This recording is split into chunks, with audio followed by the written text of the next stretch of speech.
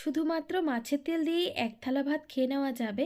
যেদিন আমার বাড়িতে মাছের তেলের এই রেসিপিটা হয়, অন্যান্য রেসিপিগুলো কারো নজরই আসে না। এত টেস্টি হয়। মাছের তেলটা ধুয়ে পরিষ্কার করে নিয়েছি, আর এদিকে দুটো পেঁয়াজ কুচনো নিয়েছি আর কিছু কাঁচা লঙ্কা চেরা। সর্ষের তেল গরম করে পেঁয়াজ কুচনো দিয়ে দিলাম, চেরা কাঁচা লঙ্কা দিলাম, সামান্য পরিমাণে নুন দেব পেঁয়াজটা সফট হয়ে যাওয়ার জন্য। পেঁয়াজটা যখন সফট হয়ে যাবে আমি এটাকে এক সাইডে সরিয়ে রাখবো। ওই যে মাছের তেলটা ধুয়ে পরিষ্কার করে নিয়েছিলাম সেটা এখন কড়ার মধ্যে দিয়ে দেব। তারপরে এই মাছের তেলটাকে আবার 2 মিনিটের মতো নাড়াচাড়া করে নেব।